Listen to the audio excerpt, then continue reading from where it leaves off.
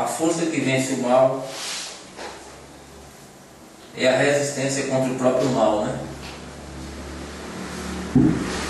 Mas só pode se resistir o mal se sujeitando a Deus, né?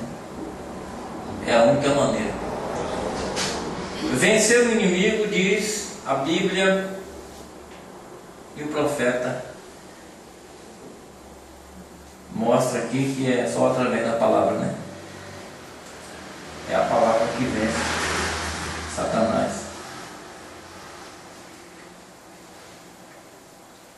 Quando o profeta pregou essa mensagem, era de Laodiceia, ele começa a falar da promessa para os vencedores da última era.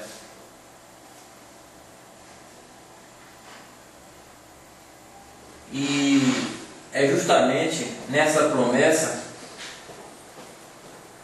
que o Senhor Jesus revela a mudança de sua posição. Nós não sabemos o que é, que Ele nos chamou agora, né? O Senhor veio para reclamar os seus,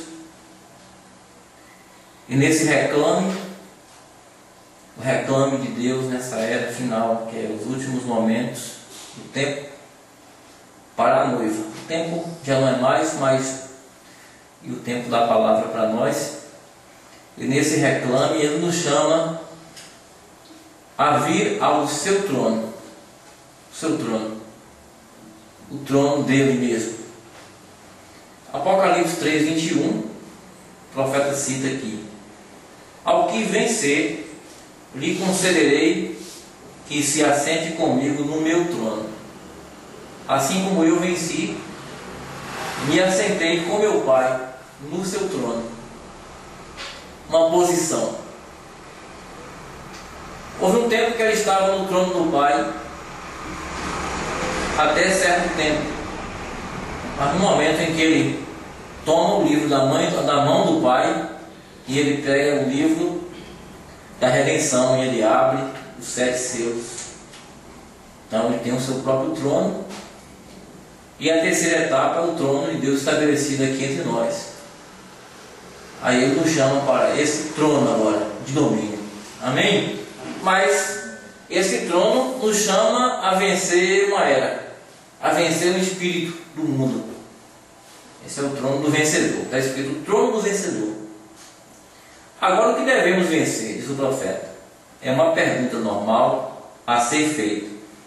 Porém, essa não é a real ideia deste versículo, porque não é tanto o que devemos vencer, mas sim como devemos vencer. Agora, isso é lógico, porque então por que será que importa que muito o que devemos vencer, em vez de como? Não é? Agora, uma rápida olhada na Escritura, que envolve o Senhor Jesus vencendo, trará à luz a verdade desta afirmação. Mateus capítulo 4, onde Jesus é tentado pelo diabo, e ele venceu as tentações pessoais de Satanás pela palavra. Então só se vence Satanás hoje pela mensagem de Deus, a palavra. A palavra não é na nossa boca, é a palavra em nós. A palavra na boca é doce como mel, mas ela se faz amarga. Mas este amargor que nós temos que digerir do Espírito de Deus é que vai fazer bem para a nossa alma e vencer as trevas. É essa coisa. Amarga porque nós é uma luta travada, né? Mas aqui o profeta diz para nós a mesma tentação em cada uma das 3 principais provas, que corresponde exatamente à tentação do jardim do Éden, a qual é a concupiscência da carne, a concupiscência dos olhos e a soberba da vida. E Jesus venceu isso pela palavra. Eva caiu na tentação pessoal de Satanás por falhar em usar a palavra. Adão caiu em desobediência direta à palavra Porém, Jesus venceu pela palavra. E agora mesmo, deixe-me dizer que esta é a única maneira de ser um vencedor. E a única maneira que você pode se estar vencendo, porque essa palavra não pode falhar. Amém? Não pode. Então ele menciona aqui as 3 investidas de Satanás. O profeta, quando ele pregou a mensagem, como poderias vencer, ele fala mais profundo disso aí. Ele cita Eva. Como que Eva caiu? Eva foi tentada. E no verso 6 do capítulo 3 de Gênesis, é que está escrito aqui, ó: vendo a mulher que aquela árvore era boa para se comer, boa para se comer, concupiscência da carne. Concupiscência é aquilo que atrai, que se atrai, aquilo que se acha bom para si mesmo e se possuir aquilo. Concupiscência da carne, boa para se comer, agradável aos olhos, concupiscência dos olhos, e desejável para dar entendimento, que é a soberba da vida. É aquele que se conhece, que se domina, que se acha, né, que por ter conhecimento tem o domínio das coisas, e a soberba da vida. Quando Satanás veio, diz o profeta, Mateus 4, usou essas armas contra Jesus, e foi as mesmas, e é a mesma que usa até hoje. Essas são as armas. A primeira coisa que faz, concupiscência da carne. Não há tentação nenhuma que não seja humana. A Bíblia diz, né? Ele vai tentar com coisas naturais, que o ser humano valoriza, que o ser humano convive, e é isso que faz. Mas ele tem que usar alguém, alguma coisa, para que ele possa tentar. E então Jesus foi conduzido pelo Espírito ao deserto para ser tentado pelo diabo.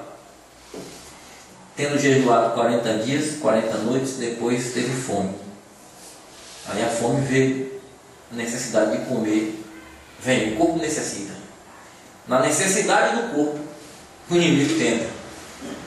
Mas a gente precisa vencer, não é verdade? Porque o corpo tem desejos dele que não é só a fome. E nesse desejo, Satanás, ele vem para tentar a concupiscência da carne. E chegando-se o tentador, disse: se tu és filho de Deus, manda que essas pedras se tornem pães. Ele, porém, respondendo disso, está escrito: nem só de pão viverá o homem, mas de toda palavra que sai da boca de Deus. Porque era a palavra. Mas Jesus tinha poder para fazer aquilo. Mas o poder dele não foi dado para ajudar a si mesmo, né? Como a Brana diz. O seu poder era reservado para outros. Não era para si mesmo. E Satanás o tentou na necessidade física dele.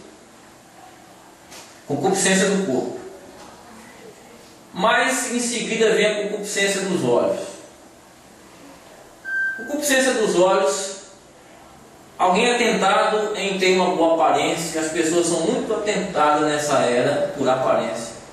De mostrar ser melhor, mostrar ser mais bonito, mostrar ser mais desejável.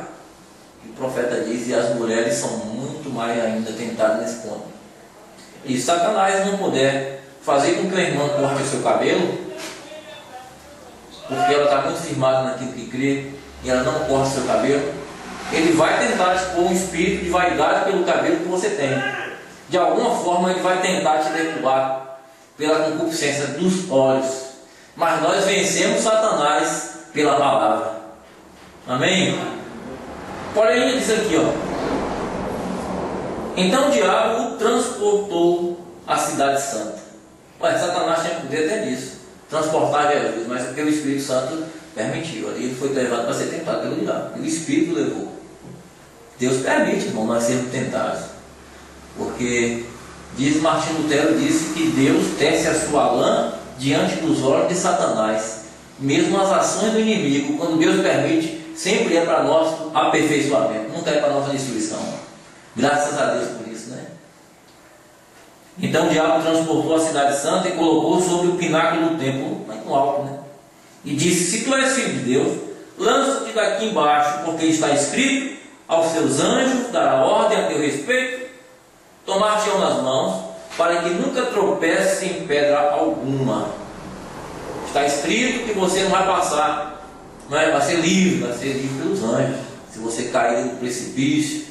Mas na verdade, o ponto de vista de Satanás é que Jesus fizesse um espetáculo, que ele pulasse de cima daquele lugar muito alto, e ele provaria que tem grande poder e seria visível aos olhos daqueles que vissem. É um grande homem, né? Que ele pula lá de cima do alto, aí os anjos vêm e o acolhem. Mas Jesus não estava para fazer espetáculo, para ser famoso, ele não estava. E mesmo quando os demônios confessavam que ele era Deus, que ele era Cristo, ele disse: aquieta-te, né? Ele não queria que ninguém conhecesse a ele pela boca de Satanás, através da vaidade, do espírito de vaidade. Não pelo espírito da fama, não pelo espírito da política, não é verdade? Mas era pelo espírito de revelação que ele seria conhecido. Em verdade, tu és Pedro, e sobre esta pedra, a revelação, será edificada a minha igreja, e as portas do inferno não prevalecerão contra ela. Por isso que ela não arrasta a multidão, porque não é pela fama, ela é pela revelação. Amém, irmãos? Amém. A terceira proporção de tentação de Satanás: a soberba da vida. Novamente o transportou o diabo a um monte muito alto e mostrou todos os reinos do mundo e a glória deles. E disse: tudo isso te darei se prostrado me adorares.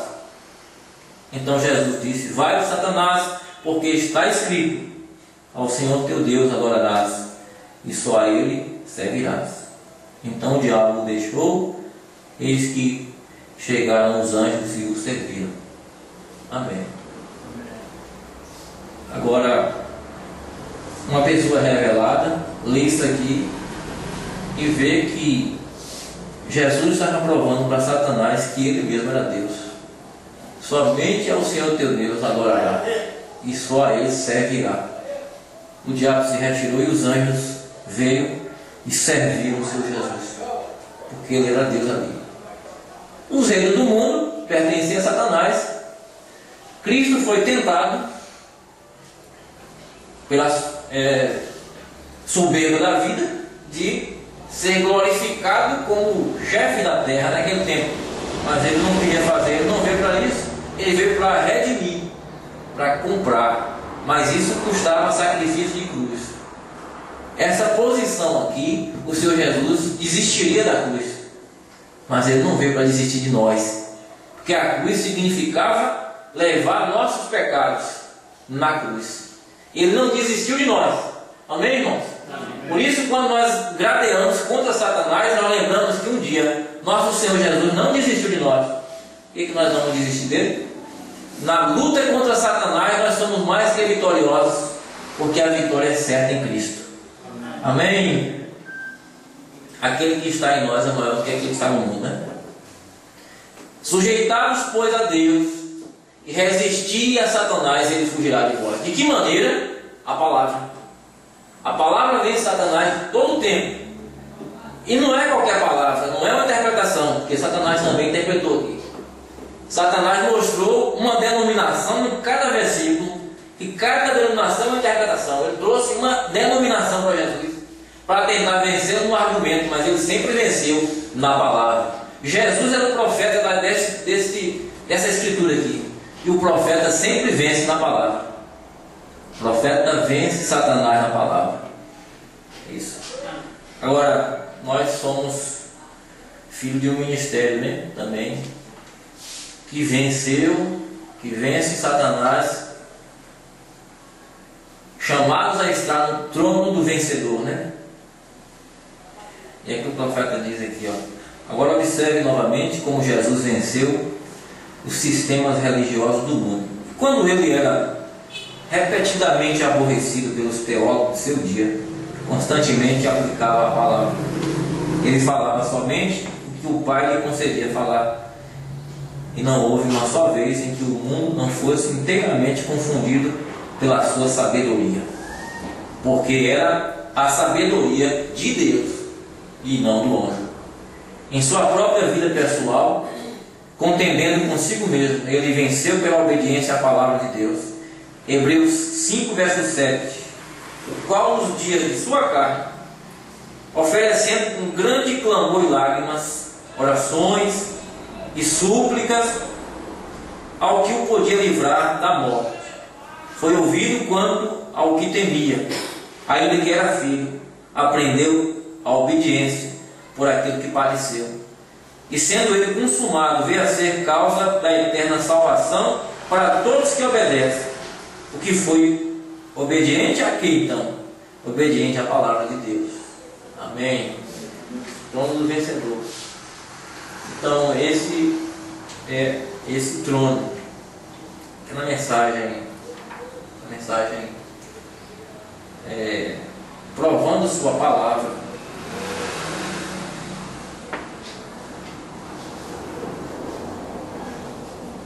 É importante a gente entender essas coisas, né? E o Senhor Jesus Cristo, e aqui nessa mensagem o profeta diz, ele precisava vir e se manifestar na carne humana antes do rapto. Ele teria que vir, porque para que a pirâmide se completasse, ele disse, para que a pedra de coroa se unisse ao corpo. O corpo, a noiva de Cristo, ele é formado durante 7 eras. Aí chega naquela posição em que a era de Laodiceia se encerra, quando começa o ministério do 7º anjo, a abertura dos 7 selos, se encerra. Quando se encerra a era de Laodiceia, e a revelação antes vinha até a Laodiceia, porque o Espírito Santo estava lá antes de ser expulso, posto para fora. Enquanto ele estava lá, o tempo ainda era, o sangue estava sobre, né? E o Espírito Santo operava até nas igrejas ali. Mas quando Deus chamou o mensageiro, e que aquele ministério é introduzido do 7º anjo, então aquilo não é mais o tempo. Laodiceia, em termos de espiritualidade e revelação, fecha-se, se torna cega completamente. E aí Deus começa a falar. E aí você sabe que é o ministério do Filho do Homem. O que é o ministério do Filho do Homem? O Senhor Jesus Cristo mesmo. Não através de uma unção num pregador. Porque se eu falo e Deus está ungindo, é uma unção do Espírito de Deus. Deus age. Mas viria um tempo que Ele mesmo viria em carne humana pregar. Seria como Jesus Cristo estava pregando e Deus nele. Deus em Cristo, reconciliando consigo o mundo. Mas seria Deus na forma humana pregando de novo, Jesus Cristo. Isso o profeta disse, se vocês quiserem ver, nesta mensagem, provando sua palavra, 236.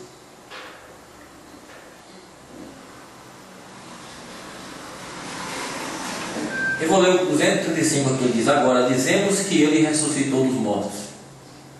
Eu não disse isso, a palavra aqui disse, eles disseram, ressuscitou dos mortos. Ele diz que ele é o mesmo ontem e eternamente. Você crê nisso? Ele prometeu que estas coisas aconteceriam no último dia, que o mesmo Filho do Homem se manifestaria. Agora, vocês recordam, não era Jesus aquele que conversava com Abraão lá? Que podia discernir os pensamentos na mente de Sara atrás dele? Esse não era Jesus, ele ainda não tinha nascido, mas era um homem de carne, um homem em carne humana. Ele falando com Abraão, era um homem em carne humana. E Abraão chamou de Elohim, grande e todo poderoso. Ele estava em carne humana, mostrando ele disse, e Jesus disse, como foi nos dias de Sodoma. Agora observe bem, nos dias de Sodoma, e assim será na vinda do Filho do Homem, quando o Filho do Homem se revelar. E Jesus estava contando do futuro, se revelar. não mais como uma igreja. Não era mais uma unção numa igreja. Não era mais o Espírito Santo ungindo um pastor numa igreja. Mas era a revelação mesmo do Filho do Homem. Veja, não mais, diz aqui, não é uma igreja. Veja, não mais. E a noiva é chamada. Então naquele dia o Filho do Homem se revelará. Para quê? Uma pergunta ele faz. Ele vai se revelar para quê? O Filho do Homem vai se revelar? Para ligar a igreja à cabeça. É a noiva de Cristo. Para ligar Cristo à igreja. Agora, isso é interessante aqui, porque depois disso vem as bodas, né, as bodas do casamento, boda do Cordeiro. O que eu quero dizer com isso aqui? Quando nós fomos chamados para a mensagem, a primeira etapa da mensagem, porque graças a Deus estamos entrando na terceira etapa da mensagem, nós, os chamados. Umbanda teve as suas 3 etapas. Nós estamos entrando pela revelação na terceira etapa. Quando nós tínhamos aí o chamado, nós éramos noiva de Cristo, apenas noiva de Cristo. Mas no momento em que o Cordeiro sai do trono, o Cordeiro vem com a palavra, e nós somos agora a esposa de Cristo. Já agora, esposa de Cristo. Porque somos casados na palavra. A palavra é que casa. Quando a palavra é dada, se constitui um casamento. Quando se é namorado, se tem a promessa de noivado, se pode voltar atrás. E quando se casa na palavra, você não pode voltar mais. Aquilo já é um casamento na palavra. Então, depois do casamento, o que sucede? A festa do casamento nunca é antes da cerimônia. Sempre você tem a cerimônia do casamento, né? Diante da palavra, diante do sacerdote, e depois se faz a festa do casamento. Então, o que é então esse casamento? É a palavra vindo a nós. Esta palavra nos casa com Cristo agora. O que vem fazer o 7º anjo? Trazer a cabeça para essa noiva e fazer esse casamento.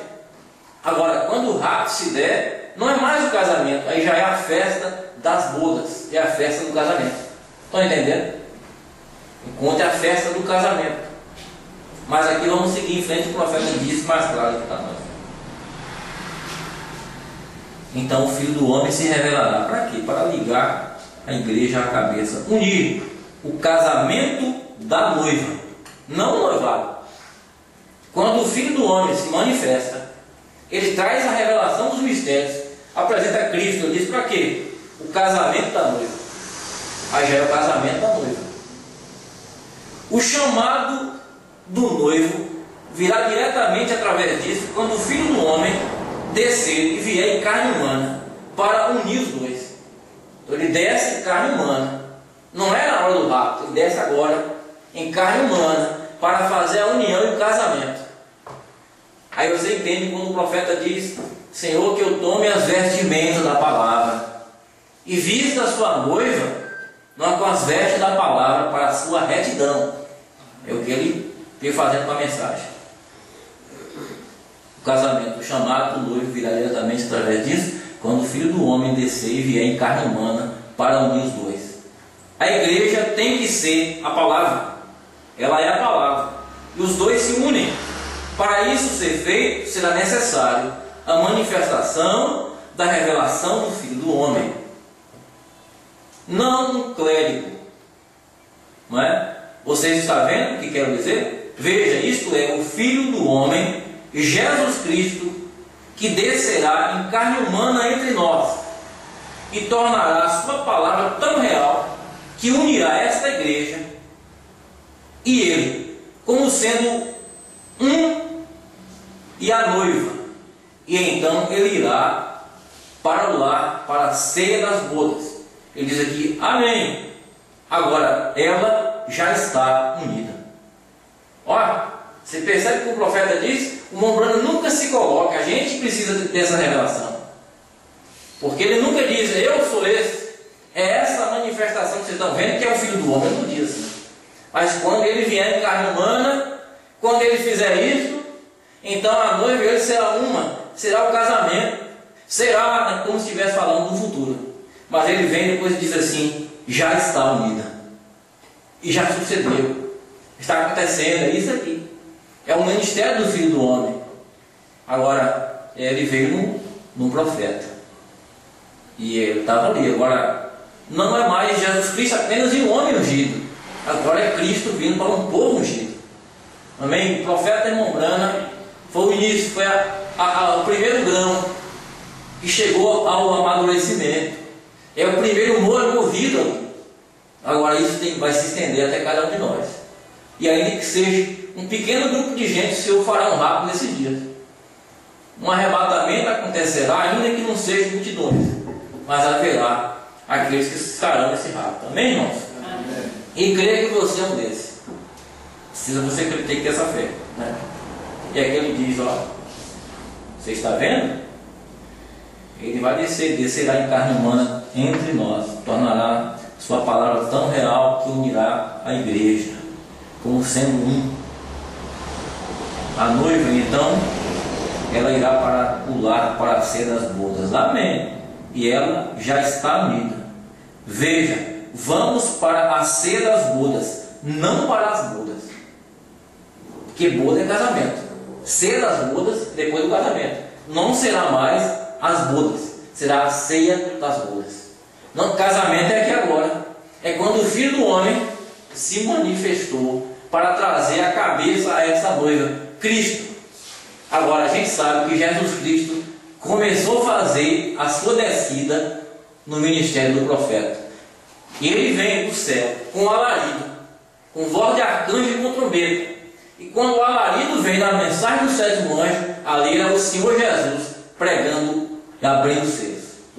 Era no ministério de leão? Era, mas era o cordeiro também, porque Cristo vem em outro ministério pregando a palavra e abrindo para nós.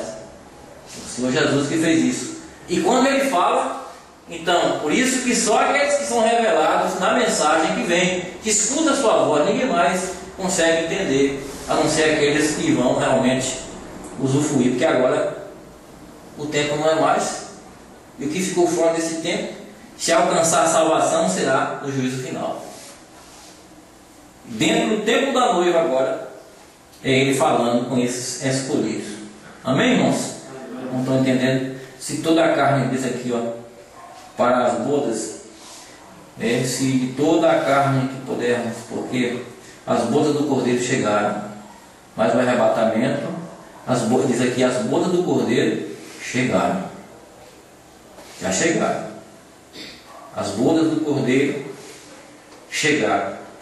Mas o arrebatamento é ir para a ceia das bodas. Já vai ser a festa do casamento, a subida. Mas aqui é o casamento. Amém? Então o rapto está se dando agora, dentro de nós. O rapto da transformação do corpo para a subida é com Deus, mas o Espírito Santo está aqui. Cristo está aqui, tá vendo? A coisa tremenda isso aqui. Mas o arrebatamento é ir para a ceia das bodas. Quando a palavra aqui se une com a pessoa, os dois se tornam um. E então, o que faz isso então? Isso manifesta o Filho do Homem novamente. Não um teólogo de igreja, não, o Filho do Homem, a palavra e a igreja se tornam um. Seja o que for que o Filho do Homem tenha feito, ele era a palavra. E a igreja faz a mesma coisa. Amém?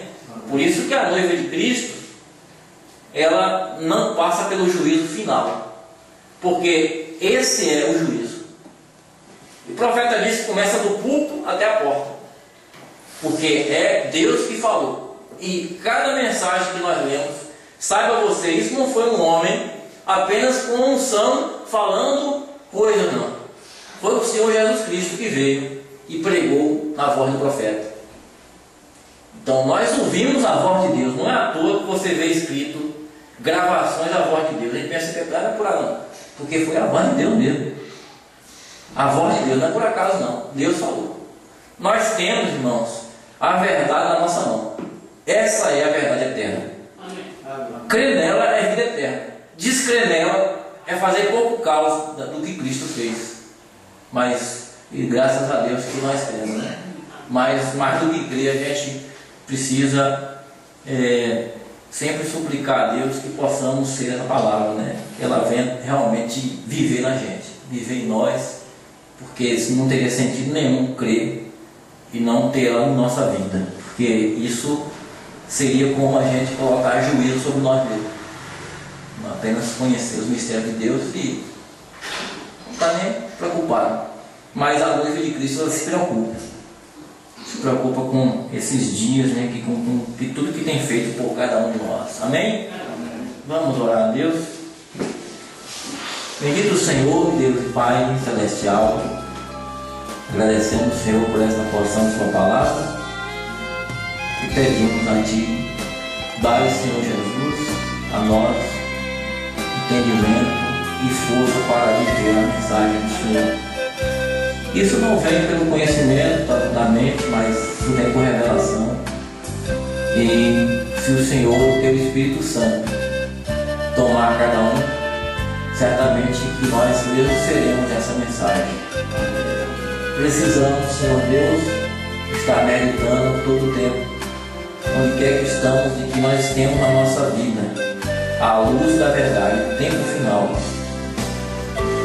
E é muito maravilhoso para nós isso, e ao mesmo tempo chama-nos a atenção de uma consciência de algo muito tremendo, que nós temos que realmente curvar nossa vida, nosso coração, a Sua presença, para que Tu possas nos guiar, porque definitivamente nós somos um fracasso para começar como pessoa humana, sem nenhuma força e poder, mas o Senhor é todo poderoso.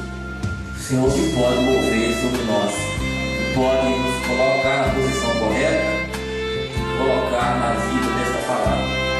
E entregamos a Ti,